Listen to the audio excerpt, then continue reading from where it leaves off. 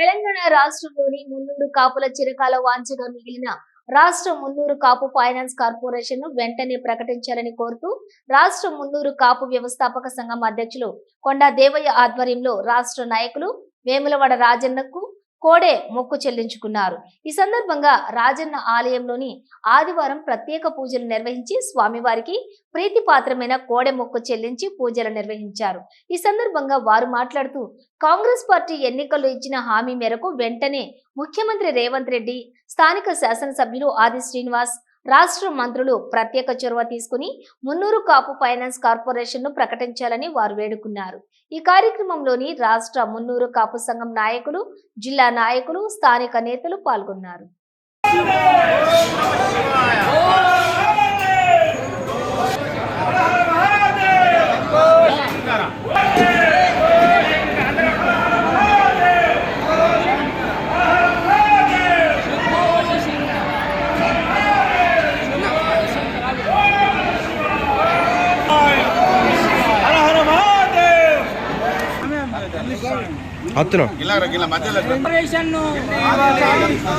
మున్నూరు కాపుల కార్పొరేషన్, మున్నూరు కాపుల ఐక్యత. జై మున్నూరు కాపు, జై మున్నూరు కాపు, జై మున్నూరు కాపు, జై మున్నూరు కాపు, జై మున్నూరు కాపు.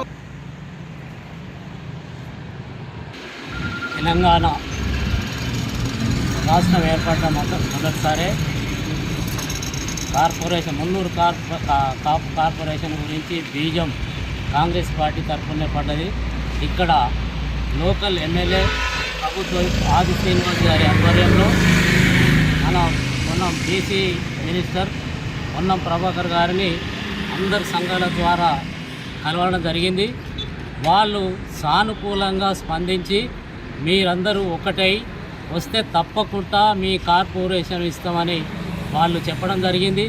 దానికి ముందుగా మన మున్నూరు కాపుల తరఫు నుంచి వాళ్ళకు ధన్యవాదాలు తెలుపుకుంటూ, అదే కార్పొరేషన్ను ఎంపీ ఎలక్షన్ల కన్నా ముందు ఇస్తే మన మున్నూరు కాపులందరూ ఒక ఐక్యతగా ఉండి మన కాంగ్రెస్ పార్టీని గెలిపిస్తారు.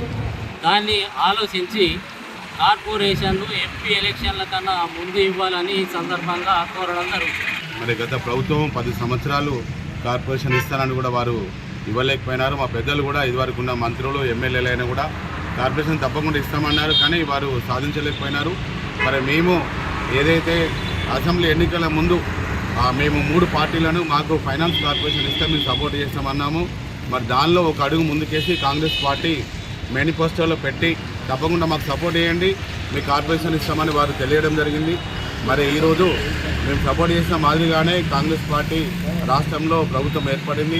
దాని తర్వాత బీసీ శాఖ మంత్రివర్యులు పొన్నం ప్రభాకర్ గారు, మా మున్నూరు కాపు ముద్దుబిడ్డ ఆది శ్రీనివాస్ గారు, ప్రభుత్వ వైపు వేములవాడ శాసనసభ్యులు మరియు దుద్దిల శ్రీరాబాబు గారు, వీరందరూ కొండ సురేఖ గారు, వీరందరూ కూడా మరి సీతక్క గారు అయినా కూడా మంత్రి గారు, వాళ్ళందరూ కూడా మీరు తప్పకుండా కార్పొరేషన్ గురించి అన్ని సంఘాలందరూ కలిసి వచ్చి మీరు రమ్మంటే మేము సెక్రటరియట్లో పోయి మరి పొన్నం ప్రభాకర్ గారికి ఆ రోజు వినతి పత్రం ఇవ్వడం జరిగింది. మరి దాదాపుగా ఇప్పుడు గవర్నమెంట్ వచ్చి ఈ రోజుకు 79 రోజులు 80 రోజులు కావస్తుంది. కాబట్టి మరి ఏదైతే మీరు మేనిఫెస్టోలో పెట్టాయి ఒక్కొక్కటి మీరు ప్రకటిస్తున్నారు, మరి ఇస్తున్నారు. కాబట్టి దానిలో భాగంగా మాకు ఈ పార్లమెంట్ ఎన్నికల ముందు ఏదైతే మనకు మేనిఫెస్టోలో పెట్టిన విధంగా మున్నూరు కాపు ఫైనాన్స్ కార్పొరేషన్ ఇస్తారని మీరు పెట్టినారు. మా పిల్లలకు కూడా కొన్ని ఇండస్ట్రీలలో కూడా వాళ్ళకు కూడా లోన్స్ కానీ సబ్సిడీ కూడా అవి ఇస్తామని చెప్పినారు.